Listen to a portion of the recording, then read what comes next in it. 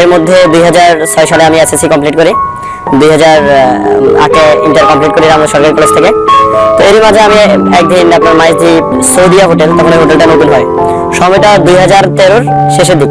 আমি মিজান, আমাদের একজন বড় ভাই ছিল রফিক ভাই সহকারে আমরা নাস্তা করতে বসছি। তো নাস্তা করার মাঝপথে কিছুক্ষণ পরে দেখি পাশে কেবিন থেকে একজন মহিলা আমার ছবি তুলতেছে।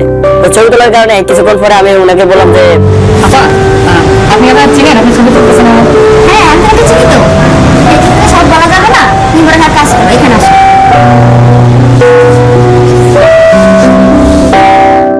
তো এখানে যাওয়ার পরে ওনাকে আমি জিজ্ঞাসা করলাম আপনি আমাকে চিনেন কিনা। আমি আবারও ওনাকে জিজ্ঞাসা করার পরে বললাম, উনি আমাকে বলে হ্যাঁ তোমাকে আমি চিনি, এত কথা বলা তো এখন হোটেলের সময় নেই, তোমার নাম্বারটা আমার কাছে ছিল, এখন এটা হারাই ফেলছি আমি, তুমি তোমার নাম্বারটা, তোমার আমার নাম্বারটা একটু আমাকে দাও। তখন উনার পাশে দুইটা বাচ্চা, তখন উনি আমাকে পরিচয় করে দিল যে এই বাচ্চাটার নাম নাভিলা, এই বাচ্চাটার নাম নাহিয়ান। তো এই কথা বলার পর আমি ওদেরকে মামা বলে ডাকলাম যে কেমন আছে মামা, ভালো আছে কিনা। আর ওর মাকে আমি আপা বলে ডাকতাম। আমি নাম্বারটা দিলাম, আমার মায়ের নাম্বার ছিল তাও দিলাম। পরবর্তী উনি এই বলে ওনার সাথে আমার সাথে হোটেল থেকে বিদায়, আমি আমার বন্ধু দিয়ে নাস্তা করতে চলে গেলাম।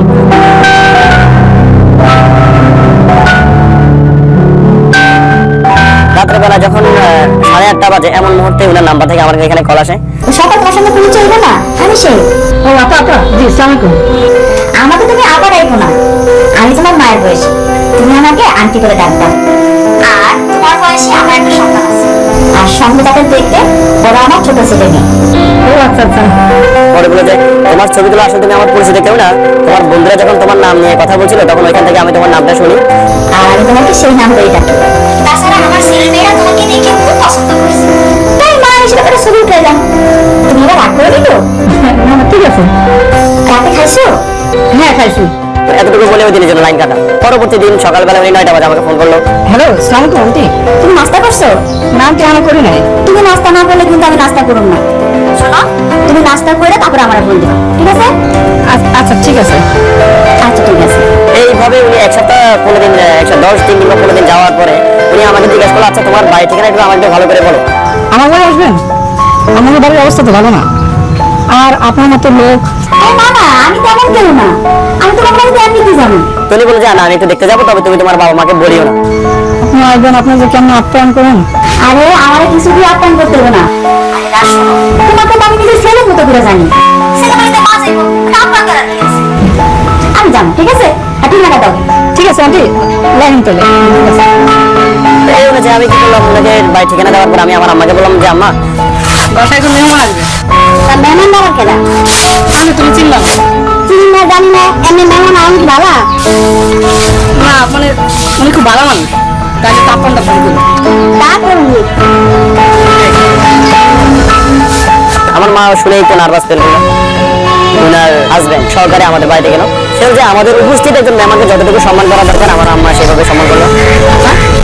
আমার খুব ভালো লাগছে, আপনার ছেলেটারও আমার খুব ভালো লাগছে। ওরা তো আমি নিজের ছেলের মতো করে দেখি। আসলাম আপনাদের বাড়ি বই দেখার জন্য। এই কথা বলে আধা ঘন্টার মতো সময় কাটে, উনি চলে আসলো ওনার বাড়িতে। আমাকে রাতের বেলা বললো যে আমাদের বাড়িতে খুব ভালো লাগছে। জি। মধ্যবিত্ত পরিবার আমরা খুব পছন্দ করি, ওই দিক থেকে তুমি একেবারে পারফেক্ট। এরপর দিন থেকে সকালবেলা ফোন করে বলবে বাবা তুমি নাস্তা না করলে আমি নাস্তা করবো না। দুপুরবেলায় ভাত খেতে যদি আমি না খাই উনি ফোন করে বলবে তুমি খেয়ে আমাকে ফোন দিবে, তারপর আমি খেতে যাবো।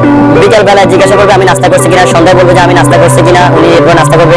রাতের বেলায় ঘুমানোর আগে উনি আমাকে ফোন করবে এবং খাওয়া খাইছি কিনা সেভাবে তদন্ত করবে। তখন আমি ওনাকে জিজ্ঞেস করলাম যে আন্টি আপনি যে আমাকে ফোন করেন এই সময়, তো আঙ্কেল কোথায় থাকে, উনি কি বিষয়গুলো মাইন্ড করে না? না না, উনি তো বাচ্চাদের নিয়ে শুয়ে আছে, আর আমি তোমাকে ছেলের মতো মনে করি। ছেলের সঙ্গে কথা বললে আবার কি মনে করবো? তো উনি কথাবার্তা ছিল এমন যে রাতের 11টা থেকে ফোন করতো, 12টা, 12:30, 1টা পর্যন্ত আমার ফোন চাপতে চাইতো না। পর যে আমি বাধ্য হয়ে যে আসলে আমার ডিউটি আছে সকালবেলায়, আমি যেতে হবে, আমার ফোন রাখতে হবে। এই করে উনার সাথে আমার সাথে ঠিক এইভাবে রিলেশনটা উনি দিনের পর দিন 3 মাস 4 মাস এইভাবে চলতে থাকলো।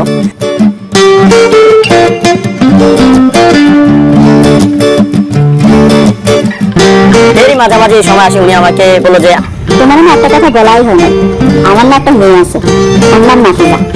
ও আবাসিক মহিলা স্কুলে থেকে লেখাপড়া করে।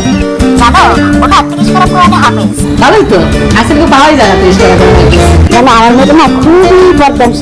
হয় উনি ওনার মেয়ের অনেক প্রশংসা আমাকে কয়েকদিন আমি শুনে থাকি। জানুরাজ আমার মেয়ে জন্য না বিভিন্ন দেশ থেকে অনেক বড় বড় ভালো ছেলেরা বিয়ের জন্য প্রস্তাব দেয়। এভাবে আমাকে 1-1.5 মাস আগে ওর সম্বন্ধে ভালো একটা ধারণা দিল। তো উনি আমাকে যেগুলো সবচেয়ে বুঝতো, তখন আমি এই বুঝগুলো দেখে মনে হতো যে উনি এগুলো আমাকে বুঝাচ্ছে যে যেন উনার কি যেন পরিকল্পনা আমাকে নিয়ে। 2013 সাল চলে তখন, এই ফোন করে উনি আমাকে বললো এই কথা যে শোনো আমি খুব বিপদে পড়ে তোমার ফোন দিছি।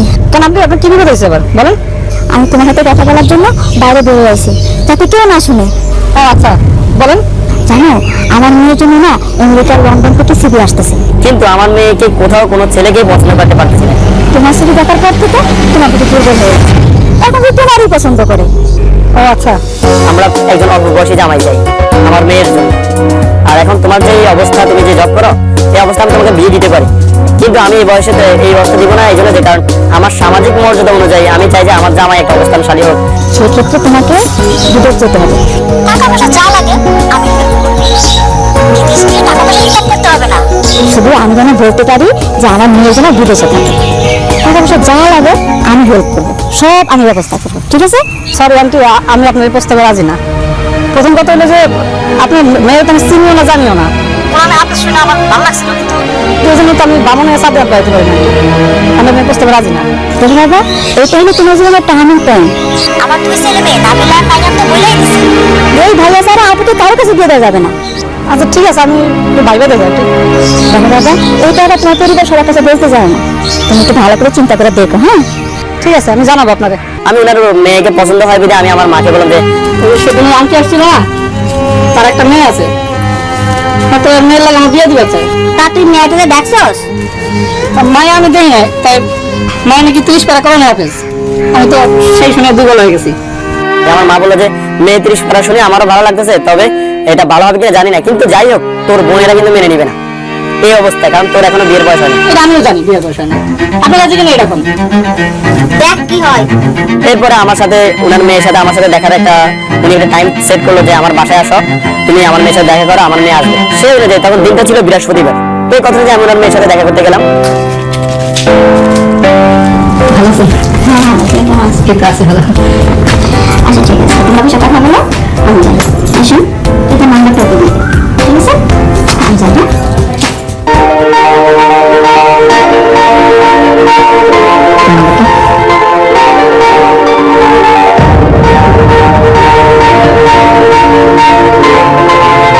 ফোন দিয়ে রেখেছে। আসলে ঠিক, হ্যাঁ ঠিক বলবেন আর এটা। এবং ওকে প্রথম দেখছি বলে আমাদের গ্রামের রীতিনীতি অনুযায়ী ওকে আমি 5,000 টাকা সম্মান করলাম। ওই পরিচয় হওয়ার পর থেকেই ও আমার নাম্বার নিল, আমি আমার নাম্বার নিলাম। এখন ওর মায়ের সাথে কথা হয়, ওর সাথে SMS এ কথা হয়, কিন্তু কল হয়নি। SMS এ এইভাবে কোনোদিন কথা বলার পরেই সে আমাকে বললো যে ফোনে কথা বলার জন্য। আমার মনে হচ্ছে তোমার এখন ফোন বাদ দিয়ে পড়াশোনা করানো দরকার। না না কোনো সমস্যা নাই। সে যে আমি কথা বলতে চাইনি, আমি বললাম যে তুমি সামনে পরীক্ষা দাও, সেক্ষেত্রে পরীক্ষার প্রস্তুতি না, আমার সাথে কথা বলে পরীক্ষার মাইন্ড নষ্ট হয়ে যেতে পারে। তুমি ও বলে যে কিচ্ছু হবে না, তুমি আমার সাথে কথা বলো। কথা বলার জন্য এরপর আমরা কথাবার্তা শুরু করলাম, রিলেশনটাও ভালো হয়ে গেল। আপনি থেকে তুমি বলাটার জন্য আমার 2 মাস প্রায় সময় লাগছে।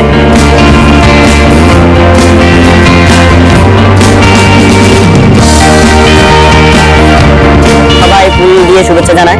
আমি কি করলাম, তাকে ফুল দিয়ে দিব না, কারণ আমি চিন্তা করলাম সবাই তো ফুল দিয়ে দেয়। ফুল বাগানের সাথে কন্ট্যাক্ট করেছে, টোটাল 22টা ফুলের টব তার বাড়িতে যে তাকে দিয়েছে পরীক্ষার আগে, এবং তার জন্য পরীক্ষার সময় তার পরীক্ষা দিবে তার যেন মন যেন ভালো থাকে, এই জন্য তাকে বিভিন্ন গিফট করলাম। এর কয়েকদিন পরে তার বাবার আবার ম্যারেজ ডে। তার বাবার ম্যারেজ ডেতে ওর মা আমাকে বলে যে তুমি তো তোমার লালাকে কত কিছু গিফট করলো, আমাদের কিছু গিফট করবে না? আপনাকে যে কি গিফট করবো এটা তো বুঝতে পারতাছি না। তোমার আঙ্কেল তো কখনো তোমার পক্ষে মত দেয় না, কখন তোমার বিপক্ষে চলে যায়। এখন তোমার আঙ্কেলকে গিফট দিবা। কি গিফট করা লাগবে আন্টি? তুমি তোমার আঙ্কেলকে পাঞ্জাবি পায়জামা গিফট করবে। লজ্জা। আমি বলছি আচ্ছা ঠিক আছে গিফট দিব। আমি কি করলাম, আমি কথা বলে মার কাছ থেকে 5,000 টাকা ধার নিয়ে ওনাকে গিফট করলাম। এরপর ওনার আসছে ছোট মেয়ের জন্মদিন, সেখানে আমার বড় সড় একটা গিফট। এরপর ওনার ছেলের জন্মদিন, এখানেও আমার আরেকটা গিফট। এইভাবে কি একের পর এক গিফটের ফল আমার আসতেছে, ওনার যেহেতু চাচ্ছে আমি এভাবে দিচ্ছি। এই করে এর মধ্যে আমার যে নাফিসার আম্মু, উনি এতদিন পর আমি ঢাকা আসলাম, আমার বিষয়ের কাগজপত্র আসছে, আমি মেডিকেল করতে ঢাকা আসবো। উনি আমাকে ফোন করে বললো যে তুমি ঢাকা যাবে, নাফিসার চোখের মধ্যে কসমেটিক লাগবে, ওর চোখের নিচে কালো দাগ পড়ছে, এমন কসমেটিক এই বললে উনি আমাকে বিভিন্ন কসমেটিকের লিস্ট ধরা দিলে ফোন করে। আইলাইনার, আইশ্যাডো, আইব্রো, কাজল, তারপর চোখের পাপড়ি, এই বিভিন্ন কালারের শেড। আমি কিন্তু ভিতরে ভিতরে এত কষ্ট পাচ্ছি, মাঝে মধ্যে আমার পকেট খরচ দূরের কথা যে আমার চা খাওয়ার টাকাটা আমার পকেটে থাকে না। আমি দাঁড় করতে লাগলাম, ধাওলা করতে লাগলাম, এইভাবে আমি অনেক দেনা হয়ে গেছে। কারণ এমন হয়েছে যে আমি মাঝে মধ্যে ওদের পায়ে আসতাম, যাওয়ার সময় হেঁটে যাইতে হতো। ফ্লাইট মানে দূরত্ব এত ছিল 20 কিলোমিটার দূরে, আমার পকেটে ভাড়া থাকতো না। কিন্তু আমি ওদেরকে কখনো মানে ভালোবাসা মানুষগুলো কখনো ব্যাপারটা বুঝতে না। কিন্তু ওনারা ওইভাবেই আমার কাছে বারবার চেয়ে নিত। আমার বিষয় চলে আসছে, নাফিস আর ওর পরীক্ষার রেজাল্ট দিল, সে আপনার ভালো একটা রেজাল্ট করলো এসএসসিতে। আম্মু আমার তো ভিসা হয়ে গেছে, ফিঙ্গারপ্রিন্ট চলে আসছে, যে কোনো সময় টিকিট চলে যেত। আর ওদিকে নাফিসের তো রেজাল্ট হয়ে গেছে, চাইছিলাম যে যাওয়ার আগে বিয়েটা করে দিতে। তুমি আগে বিদেশ থেকে ঘুরে আসো, তারপর নাফিসের সঙ্গে তোমার বিয়ে হবে। আমি বললাম যে আচ্ছা ঠিক আছে, বিদেশ ঘুরে আসি, তারপরে বিয়ে করা হবে। এই কথা বুঝে আমি মনে মনে খুশি, কারণ আমি তখন অর্থনৈতিকভাবে একটু হিমশিম যাচ্ছে আমার সময়টা। যে আমি নাফিসাকে বললাম যে নাফিসা, তোমার আমার লাগে আমার কথা হয়েছে, সে বলছে বিদেশ থেকে ফিরে যাওয়ার পরে তোমার লাগে আমার বিয়ে দিব। তাহলে তো তুমি খুশি হয়ে গেছো। হ্যাঁ খুশি যাবোই, এর মধ্যে বিদেশ দেখছি টাকা পয়সা নিয়ে চলে যাবো। তুমি আমার আম্মুর কথা বিশ্বাস করো না, তুমি তাকে বিয়ের জন্য প্রেশার দাও। সে তো বলছি বিদেশ থেকে যাওয়ার পরে তোমার লাগে আমার বিয়ে দিব। আচ্ছা তোমার হজ করে আসছে, তখন তা বিশ্বাস করা যায় না। রাজ, তুমি আমার কথা একটু বোঝো। তোমার মতো আরেকটা ছেলের সাথে আমার মা পরিচয় হয়েছে। সেই ছেলে বিদেশ থাকে, সেই ছেলে এস্টাবলিশ। সে ছেলেটা নাকি আমেরিকাতে থাকে, ছেলেটার ছবি আমাকে দেখাইছে যে তাকে আমার সাথে বিয়ে দিবে, মূলত তুমি বিদেশ চলে গেলেই ওর কাছে আমাকে বিয়ে দিবে। তার মানে কি, আমি বুঝলাম যে এতদিন আমার সাথে যা করছে উনি আমার চেয়ে একটু ভালো লেভেলের ছেলে পাওয়ার পর আমাদের একদম কি কতটা চিন্তা ভাবনা হচ্ছে। কিন্তু তারপর আমি বললাম যে তোমার আমি তো আল্লাহ আনালো, সেই কাজ করতে পারে না, আর তারপর আমি বিশ্বাস করি। তুমি আমাকে একটু বোঝার চেষ্টা করো রাজ, আমি তোমার ছেলে আর কারো বিয়ে করতে পারবো না। পরের দিন আমাদের বিয়ে 31শে অক্টোবর 2013 সাল। ওই দিন তার সাথে আমার সাথে বিয়ে আপনার একটা কাজী অফিসে গিয়ে বিয়ে হয়।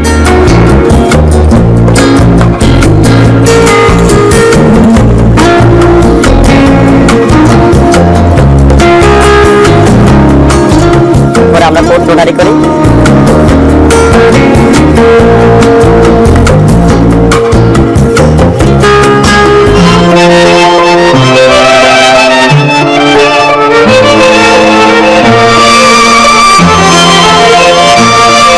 বিয়ের পরে 10 দিন পরে আমরা ফ্যামিলিগতভাবে এটা মেনে নেওয়া হলো।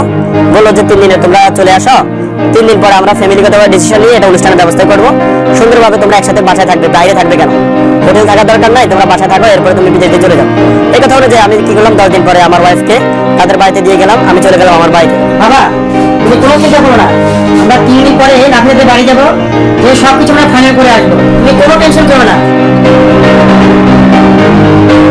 3 দিন পরে আমি আমার বাবা মাকে পাঠাইলাম ওদের বাড়িতে। আপনারা কেন আছেন? আমরা আমাকে বলার বউ নিতে আইছি। আসলে বউ কেন? রাজের বউ নাফিসার কথা বলতেছি। নাফিসা রাজের বউ হতে যাইব কেন? এসব আপনি কি করতেছেন? ওরা দুজনের সম্পর্ক করে বিয়ে করছে। দেখেন এসব বিয়ে টিয়ে কিছু না, এনজয় করছে। এই আর আপনারা এসব ভুলে যান। আপনি যদি মেয়ের সম্পর্কে এসব কি করতেছেন? আমার মেয়ে আবার কি? দেখেন আমার মেয়ের খবর আমার থেকে ভালো কেউ জানে না, আর আপনাদের কাছ থেকে আমি সব শুনতে আসবো না। আপনারা যান। তখন আমার বাবা মা কিন্তু মেয়েটাকে জিজ্ঞাসা করে, মেয়ের কোনো বক্তব্য ছিল না, ও কোনো কথাই বলে না। ইয়েস আর নো দুইটার একটা নাই তার মধ্যে। সে আমাকে চায় কি জানে সেটা বলে না, বরঞ্চ তার বাবা মা আমার বাবা মাকে যথেষ্ট পরিমাণে অপমান করছে। আপনারা কিন্তু যাবেন, তা না হলে আপনাদেরকে বিয়ে দিতে বাধ্য হবো। যান। আমার বাবা মাকে অপমান করার পরে আমি তো আর কোনো বক্তব্য নেই আমার। 5 দিন পরে মেয়েটা আবার কি করলো, আমার কাছে চলে আসে।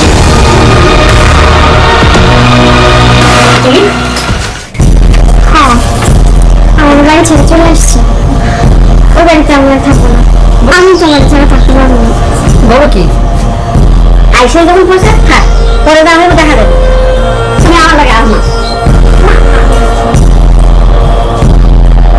আসার পরে আমরা একসাথে 25 দিন একসাথে ছিলাম।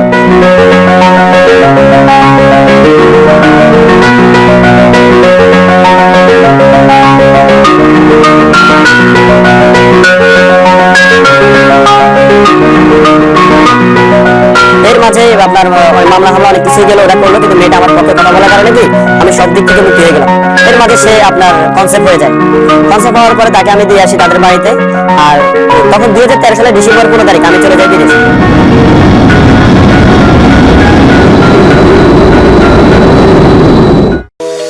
বিদেশ যাওয়ার পরে তার সাথে আমার সাথে কথা হয়, দীর্ঘ 1 মাসের মতো। তখন সে কনসেপ্ট অবস্থায় হঠাৎ একদিন সে আমাকে বলে, অনেক বড় একটা বিপদ হয়েছে রাজ। বিপদ হয়েছে? কি হয়েছে? আরে বলো কি হয়েছে? কামাই করতেছি কি লাগা? রাজ বাচ্চাটা নষ্ট হয়ে গেছে রাজ। কি বলতেছ তুমি এগুলা? নাফিসা এই কথাটা জানায় আমাকে জানুয়ারির 8 তারিখ রাতে 3টা বাজে। আমি এই কথাটা আমার মা বাবাকে জানানোর পরে মা বাবা বললো যে এই সময় মেয়েদের বাচ্চা নষ্ট হইতেই পারে, এটা স্বাভাবিক। এই কথা বলে আমি বিশ্বাস করছি, আমি মেনে নিচ্ছি, কিছু করার নেই। আর এর মাঝে স্ত্রী বেঁচে আছে সেটাই বড় কথা। আমি বিদেশে ওখানে কান্নাকাটি করে কিছু করার ছিল না আমার। জানুয়ারি 15 তারিখের পর থেকে হঠাৎ করে আমার স্ত্রীর নাম্বার বন্ধ, নাম্বার অফ। আমি কোনো খোঁজ পাচ্ছি না। তার কয়েকটা বান্ধবীর নাম্বার আমার কাছে ছিল, যখন সে আমারও ছিল, সেই অনুযায়ী আমি তার বান্ধবীর কাছ থেকে খোঁজ খবর নিই। আচ্ছা তুমি কি নাফিসের খোঁজ জানো না? আমি তো ফোন থেকে শোনা পাইতেছি না। কই না তো, আমি তো কোনো খবর জানি না। ওর তো বাচ্চা নষ্ট হয়ে গেছে, শুনছো তুমি? না তো, আমি তো জানি যে ওর আম্মা ওর অপারেশন করাইছে। কই না তো, আমি তো জানি বাচ্চা নষ্ট হয়ে গেছে। এবং আরো একটা সত্য জানতে পারলাম যে তাকে যে আমি দীর্ঘদিন যাবত জানতাম যে সে কুমিল্লায় পড়ালেখা করে, মূলত সে কখনো কুমিল্লায় পড়ালেখা করে নাই, সে লক্ষ্মীপুরে একটা মাঝে পড়ালেখা করতো। অথচ তার সাথে আমার এত রিলেশন, স্বামীর সম্পর্ক, সে আমার কাছে মিথ্যা কথা দীর্ঘদিন যাবত বলে আসছে। আমার মা কি করলো, বউ উদ্ধারের জন্য অনেক তার এলাকার গণ্যমান্য মানুষ বললো, কিন্তু কোনো প্রকারে কোনো উপায় না পেয়ে তার মা এক পর্যায়ে প্রচার করলো সে মেয়ে অবিবাহিত, তার কোনো বিয়ে হয়েছে সেটাই তারা স্বীকার করতেছে না। শুনুন, আপনারা যদি নাফিজার বিষয়ে বেশি বাড়াবাড়ি করেন তাহলে আপনাদের সবাইকে আমি জানে মেরে ফেলবো। কি করতেছেন আপনি এসব? আমি কি তা এখনো দেখেন নাই? দেখবেন। আমি আপনাদের সাবধান করে দিতেছি, যদি বেশি বাড়াবাড়ি করেন তাহলে কিন্তু খবর আছে। এমনকি আমার ফ্যামিলিকে বলছে যদি আপনারা যদি ওর বিয়ে হয়েছে কোথাও বলেন আপনাদেরকে অ্যাকশন নেওয়া হয় ভালোভাবে। তারপরে উনি কি করলো, আমার বাড়িতে বিভিন্ন ধরনের সন্ত্রাসী হুমকি এবং আমার বাপ মাকে মেরে ফেলার হুমকি দিয়ে দীর্ঘ 6 মাস 8 মাস যাওয়ার পরে সে কি করলো, বিদেশে আমাকে আমার ফেসবুকে মেসেজ দিল যে আমি নাফিসা, এই ব্যাপার আমি বাধ্য ছিলাম, আমি বিপদে ছিলাম, এই কারণে আমি আমার তোমার সাথে যোগাযোগ করতে পারি নাই, আসলে সব অপরাধ আমার মা বাবার, ওরা আমাকে বাধ্য করছে, আমি তোমাকে ফিরে পেতে চাই। রাজ, তুমি কি আমার ভালোবাসো? হ্যাঁ বাসি তো। যদি ভালোবাসাই থাকো আজকের মধ্যে বাংলাদেশে চলে আসো। আমি তোমার জন্য অপেক্ষা করতেছি। আমি মনে মনে ভাবলাম যে যাকে আমি এত বেশি ভালোবাসি, আমার বিজনেস জীবনে আমি অনেক করতে পারবো, টাকা অনেক কামাতে পারবো, হয়তো আজকে না গেলে হয়তো তাকে আমি হারাতে হবে। তো আমার ভবিষ্যৎ কি হবে সেটা আমি জানি না, তবে আজকে আমি তার জন্য চলে যাবো। আমি কাউকে কিছু না বলে পাসপোর্টটা হাতে নিয়ে চলে আসি বাংলাদেশে।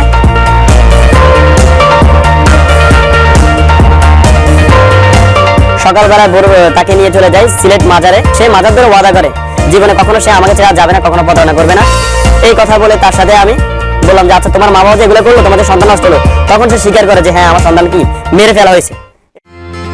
ওইখান থেকে আমরা আব্দুল্লাহপুরে আমরা একটা বাসা বানানি, ওই বাসাতেই আমরা সুন্দরভাবে বসবাস করি। পরে আমরা যে সময়টা ছিল আর কি খুব ভালোভাবে ঢাকাতে অনেক বেশি ঘুরাফেরা, অনেক বেশি হাসি খুশি, অনেক ভালোভাবে সময়টা কাটাই।